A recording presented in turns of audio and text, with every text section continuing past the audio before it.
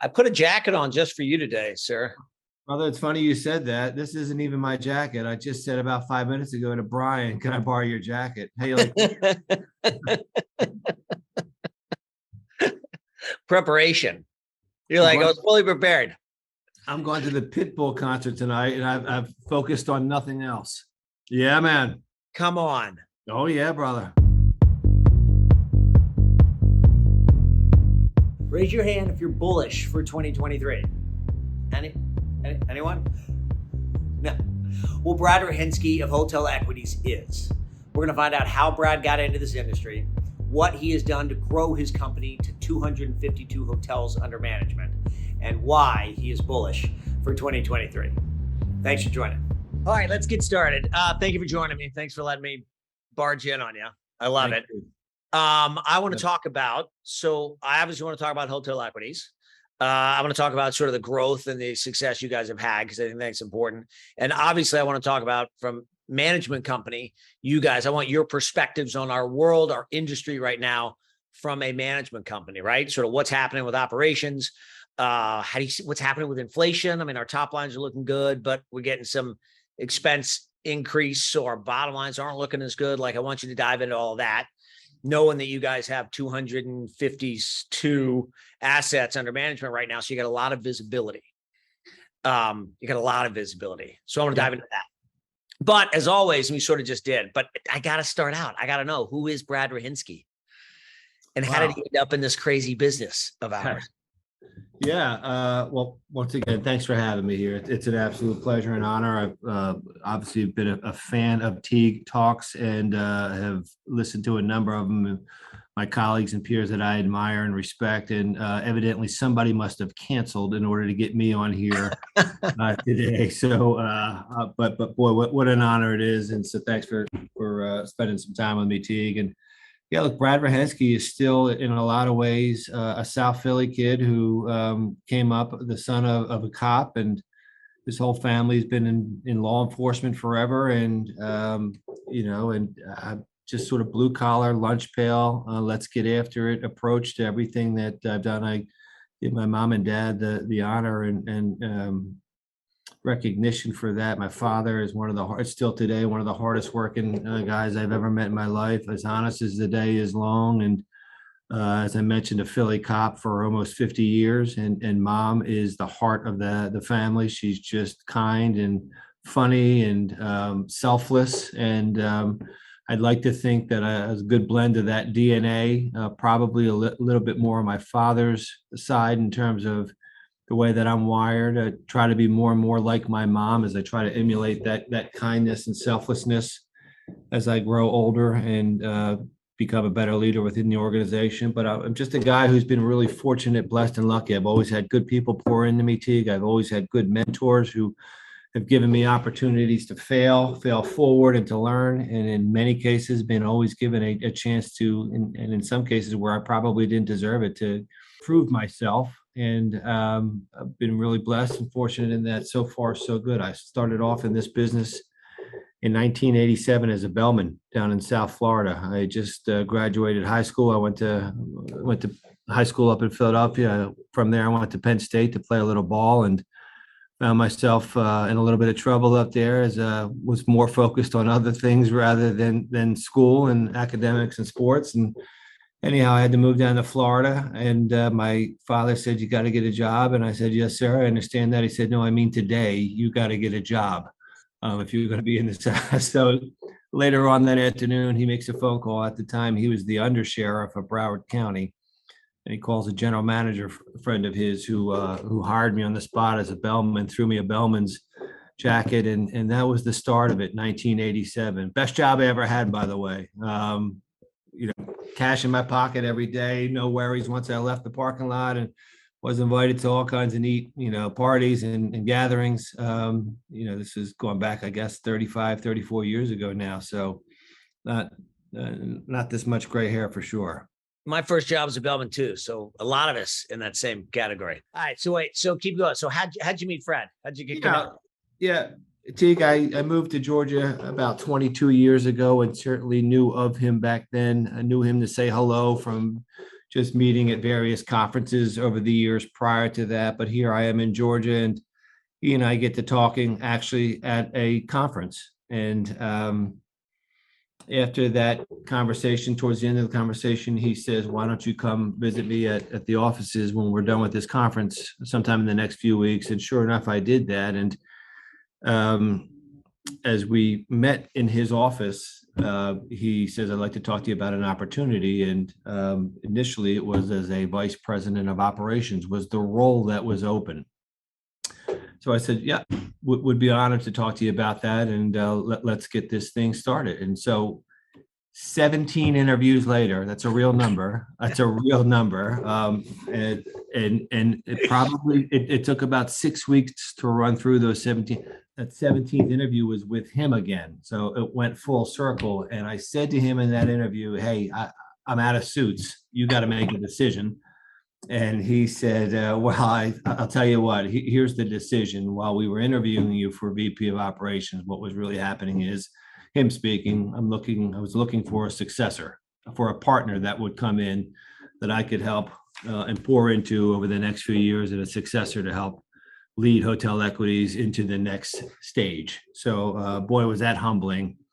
Talk about, being given opportunities that you don't deserve. How old were you? At the risk of putting you on the spot at that Yeah, time? sure. So that was 11 years ago, Teague. So call it, I was 42 years old. Yeah. 42 years old, and full of bravado and full of confidence, in some ways misguided and misdirected. But let's go. I'm up for it. And boy, was I quickly humbled the next 3, 6, 9, 12, 24 months, as I really learned what true leadership was through him, through his mentorship, through his coaching. And that's what we call him, coach. And really, while I knew the business and understood sort of the things that we measure, the KPIs that we deem to be mission critical in this industry, where I had a lot of growing up and awakening to do was on that leadership side, that servant leadership side, to be more specific. And there's nobody that does it like he does. I tell him often that our relationship is a parasitic one. He's given me everything and I've given him nothing, other than my loyalty and hopefully a lot of hard work and commitment. So so far so good. It's been a good 12-year run. We became partners officially about 9 years ago when he made me president and CEO, and have never looked back. I continue to, I love him like a family member. I say like a father, but he reminds me he's not that much older than me, but really he is. And he's allowed me to build my team. When I came on a little over a decade ago, 37 hotels, to today we're at 262. Right. And while that number is significant, it's not what we focus on. We just focus on getting better. So how'd you do that? And, with a hat tip to the coach, Fred Cerrone, who started it, and there's a difference between starting and growing. So there just is. But still, when you came on, there were 37 hotels, and now there's 252. I mean, how'd you do that? A lot of partners. I know that. Yeah, look, I'm not good at a lot of things. One of the things that I learned early on, and I think that I'm pretty good at, is identifying athletes, identifying talent, surrounding yourself with them, making sure that you give them the autonomy and tools and resources that they need to be successful, and then get the heck out of their way. No one wants to be micromanaged. Nobody wants to have somebody constantly over their shoulder, particularly as you continue to elevate and go higher up in an organization. So I've been fortunate that I have enough sense to realize that that's the right model for us to grow this incredible engine that he put together 33 years ago. So with that and the autonomy that he allowed me to go ahead and start to build that team, I went out and identified who I believe to be the best in space, the best in our industry, in each one of the disciplines that drives our business, that drives our growth, that drives our performance. And that's what we've effectively done. And as you know, Teague, what happens is when you start to bring in those people directly from your past relationships and people, then colleagues and peers that they bring in like-minded individuals who have a similar DNA and a similar, what I call athleticism about them, that are incredibly competitive. They do things in full daylight, transparency, high integrity, hate to lose, measure everything, but also really appreciate the team that they surround themselves with. And that's what we've done here. So you've done, I'm going to get detailed though. So, and one, you could talk about your people, but there have been some partnerships, mergers, acquisitions, whatever you want to call it, deals. But I'm going back, my brain works with the hotel group. Virtua's in there, Greenwood Hotels, Acon, good buddy. Like there's some really good, Coakley Williams is in there. There's some really good, you know, people and talent. How much of that is simply an acquisition from you guys, and how much of that is Acon, come be my partner? Yeah, great question. And two others that you didn't mention in that. So Sethi, Oh yeah, yep, based out of Southern California, and the Witness Group based out of Columbus, Ohio. yep. And Teague, I'll tell you that. So there's been 5 partnerships that we've brought in the past 24 months. We call them strategic alliances, and we call them that for a reason, because what they are not is a acquisition in any case and in any way, shape, or form. What they are is a true alliance, a true partnership of equals, where we've created this collective where we believe that by bolting on our engines to one another, it creates immediate and material lift, once again, in all the things that we measure. And that's now been proven true each and every time and that we've done those partnerships. Once again, the first one was the Witness Group 2 years ago. And the most recent one was Greenwood out of Colorado as recently as last March. And we have a few other partnerships that we are in discussions with today. And we've gotten pretty effective, pretty efficient with identifying the exercise, the process in which we go about that. And what's been interesting, not in most cases, but in every case, the long pole in the tent has been about the people. So in these partnerships, we can quickly identify how, by bolting on our resources to theirs, we improve efficiencies and scale and things that are real dollars, whether that's procurement or insurance or the HR piece or the business intelligence piece. We identify those quickly and can quantify them in a very accurate way in a matter of weeks. The long pole is always the people piece. We spend a lot of time with each one of those groups and each one of their principals and each one of their senior leadership teams to make sure that when we do get married, that it is an alignment that is built to last, and that it is a true marriage approach, not a short-term, let's give this thing a trial run or dating process. And we believe that in every case, these will go on in perpetuity. While there's some structure around those partnerships in terms of timelines and expectations and quantifiable measurement, what's equally important to us is making sure that each day we get into the kitchen with those principles to make sure that we're living up to our end of the bargain, Hotel Equities, as we kind of steer and direct those partnerships and create additional bandwidth for that collective. Yeah. Again, the people are the key, all the things we know. But are you keeping each of the leads of those companies in to run a specific division or a region or geography? Or is it all rolling up underneath you guys? Great question. So one of the things that we think is a real differentiator between our model and what other groups who are focused on, let's call it M&A, mergers and acquisitions, are, is that there is no churn, that the principals stay the principals of their entities. Those entities stay in place. They don't dissolve. And to the contrary, we honor the legacy of Greenwood, of the hotel group, of the Witness Group, of all the groups that have come into the collective. And we actually enhance the things that they have done throughout their run. But so the entities stay, the principals stay principals, the senior leadership team stays in place. They continue to manage and oversee the properties that they were seeing. Obviously, at the unit level, everybody's staying in place.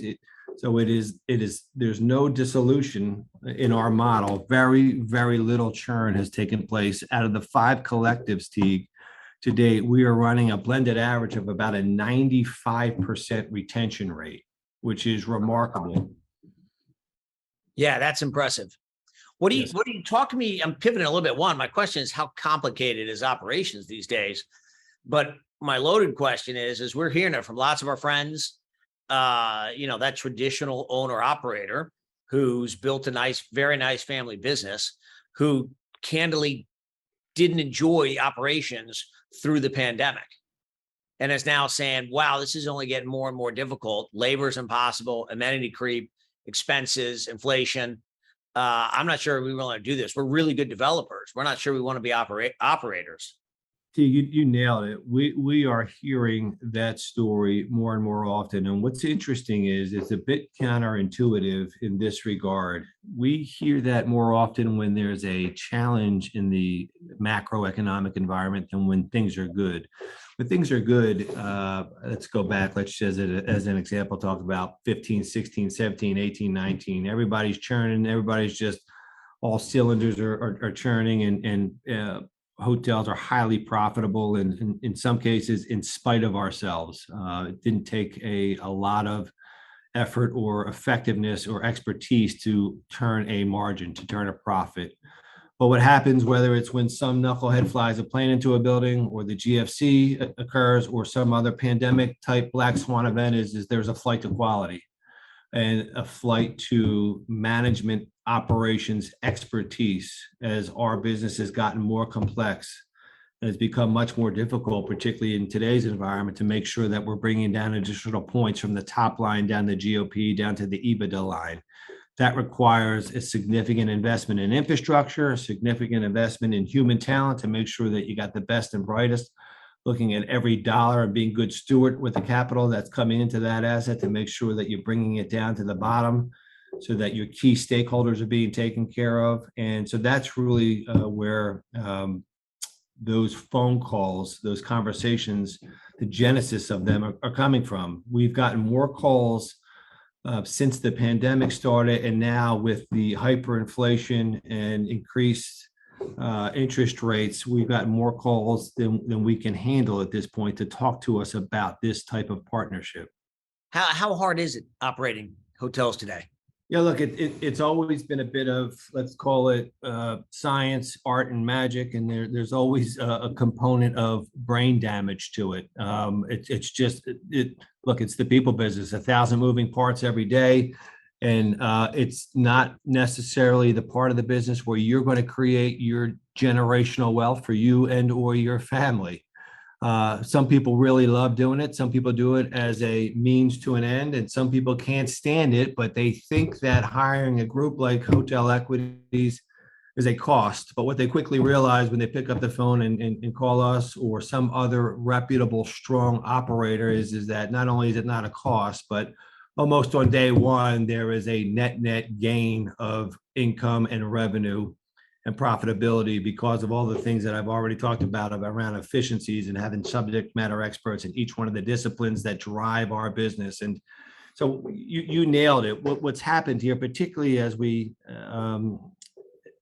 gone into another difficult period here because of interest rates and inflation, is that folks are realizing that I have a finite amount of time every day. I have a finite amount of resource to deploy. Do I want to do it against creating additional operational infrastructure, or do I want to do it by going out and acquiring another 2, 3, 10 hotels and or developing? And what they're identifying and realizing more often than not these days is that let the experts who've already invested tens of millions of dollars into the infrastructure to create that operating platform do what they do best, and let me go out and acquire and develop, which is really where my wealth is going to be created from. Yeah, again, to echo you guys and even just some of your semi-institutional competitors, we have owners that call us and say, Teague, I want to sell this Town Place Suites and or a Home 2 or something, and then they call you guys, and next thing you know, you've turned it around in 6 months, and they go, well, maybe we don't want to sell it. Actually, it's actually doing a whole lot better now, and it's not a headache. Never mind, we're gonna hang on to it. So I'd like no one to call you. How about that? I'll stop. Okay, there you go. And look, that works both ways. I appreciate you saying that. Thanks for the kind words. Conversely, what we hear sometimes, or it happens, and it's a win for us, is we work ourselves out of a job. Yeah. They bring us on. We get their margins up to a certain threshold, their EBITDA up to a certain threshold, and all of a sudden, here's your walking papers because I'm going to hand it off to Teague, and we're going to put this thing on the block. Monetize. That's a high 5 day for us. As much as we hate to lose those hotels that way, we look at that as a badge of honor. Yeah, because you're good people. All right, tell me. So what you're looking at 252 hotels. What are you seeing out there? What do you see from a top line, and then we'll get to bottom line. Yeah, look, it's been a good run the past, let's call it 12 months or so.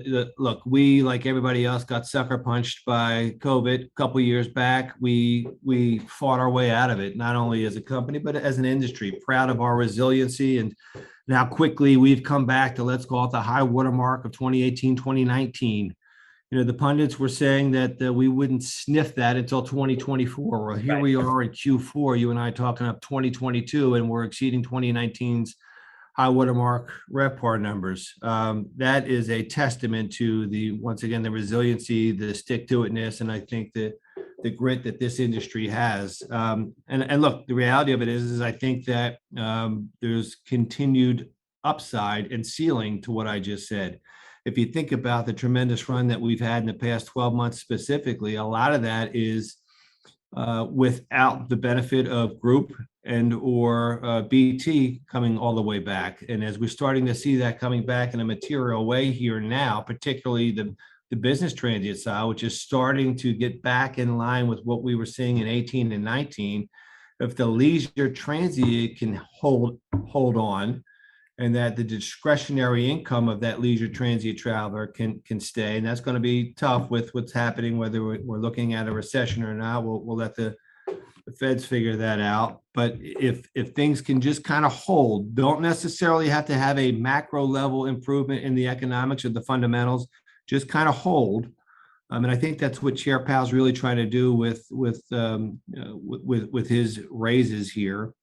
We're looking at 2023 as being incredibly, we're bullish on it. We think it can be another high watermark for the industry. Now, that being said, that's one side of the ledger. There's no question that margin creep and all the increases that we have, particularly around labor and all things that are related to the human side of our business, is real. It's been significant, and it's been difficult for us, even as we've ratcheted up our rates, same unit, same door, increasing the rate by 10, 15, 25% from where we were back in 19. It's just, in many cases, just staying par because of the rate increase around labor. So where we used to have a line level hourly position blended average of somewhere around $12 or $13 for our portfolio back in, let's call it 18 or 19. That same blended average for our line level hourly positions today is approaching $20. So, and then you can just go on the additional incremental costs that are not static, such as your food cost and your benefits costs that are associated with labor and all those things. You add that up, and you can see how your margins are going to have to get impacted if you don't match that with a rate increase. So, we've been fortunate to date, Teague. It's interesting as we look at what we measure every day from a revenue standpoint, expense standpoint, where we landed in GOP, where we landed in NOI. We've done a really effective job to date in making sure that we are back on track with percentage of margin from where we were in 19, which once again was a high watermark for our organization. We're watching that closely in 23. We stress test everything. So everything that we're looking at in terms of new hires and new initiatives, whether it be additional business intelligence tools that help us be more efficient, or some sort of program or additional levels of positioning hires. We're evaluating all of that against projected revenues to make sure that before we spend the dollar, we have a high degree of confidence that we can match that spend with incremental revenue that's coming in. Have you been able to raise rates? I mean, I know everyone has, but do you think that's going to continue to cover the expense increase? Yeah, I think at some point the ability to continue to raise rates as once again sort of the discretionary dollar shrinks, and then people start making decisions. Hey, was going to take a 5-day vacation with the family. Now it's got to be a 3-day because eggs are $5 a dozen and milk's $4 a gallon. There's no question that there will be a point where that impacts our ability to continue to push rate, because what you'll be doing there is just offsetting the total spend. You may be able to get that rate, but once again, that 5-day trip turned to a 3-day trip. So there was a point of diminishing returns in terms of where if you just continue to push rate without following the data, without following the math, that you proverbial cutting your nose off to spite your face.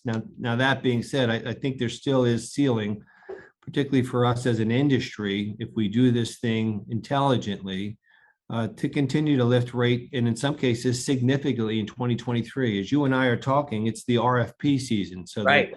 the time of year where all the corporate business is being discussed with the brands and with our local directors of sales, and to make sure that we are taking advantage of a moment in time, a dynamic pricing model where other industries have frankly eaten our lunch. If you look at the airline industry and how they have done what they've done from a rate standpoint over the past 12 months, in some ways I'm incredibly envious of that we haven't followed suit from a model standpoint. In some ways, as I'm also a traveler and hopping on those planes, I think, holy smokes, how's everybody swinging that? How is everybody hopping on planes these days? So once again, we're bullish on 23. We're going to drive the heck out of rate. We know that's our only chance to punch back, to counterpunch against the additional cost that it is to operate these facilities. And we like where we're going.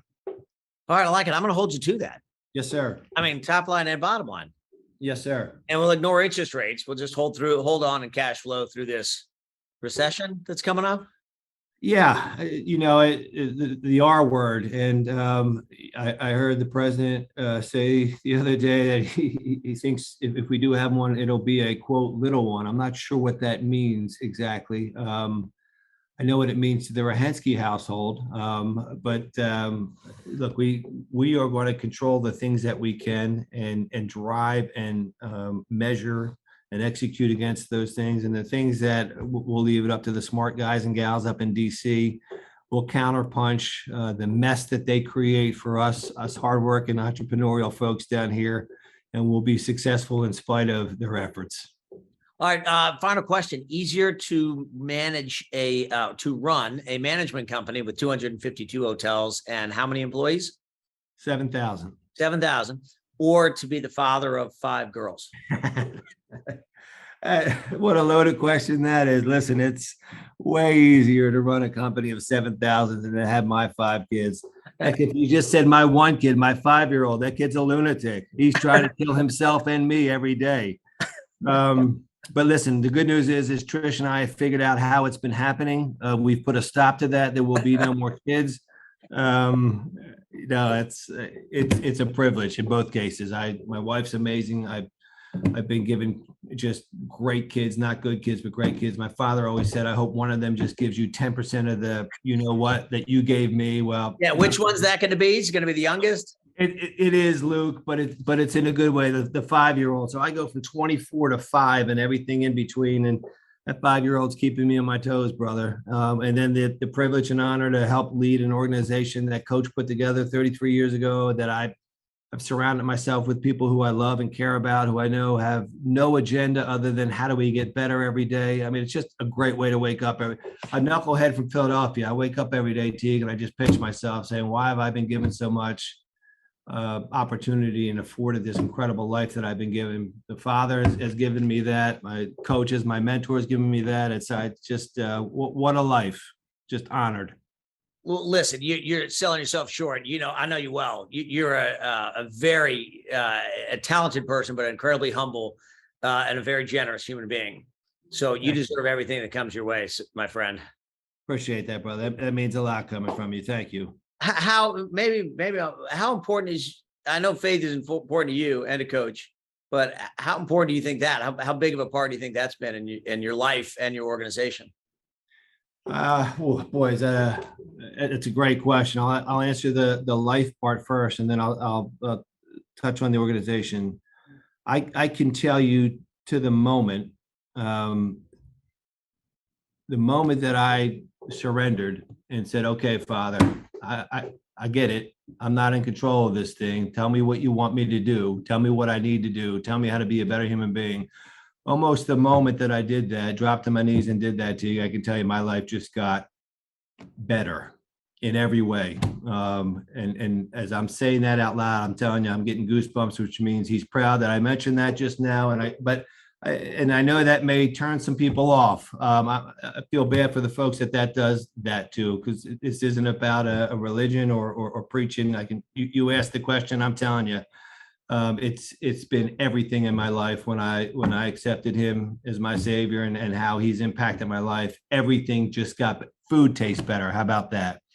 Now, on the organizational side, look, like I said, when I came in as a tough guy 11 plus years ago, I thought I had all the answers and that I was in control and that it was kind of, a little bit of this going on and my way or the highway. And as I mentioned, I was quickly humbled in the right way, mostly by Coach, as he let me know that that's not what real leaders do. And that's not what real leadership looks like. And look, sometimes we get confused as a Christian company, and we're not. We're a faith-based company. We follow Judeo-Christian guidelines, if you will, but we have nothing to do with telling somebody they should be a Christian or Jewish or Muslim or agnostic.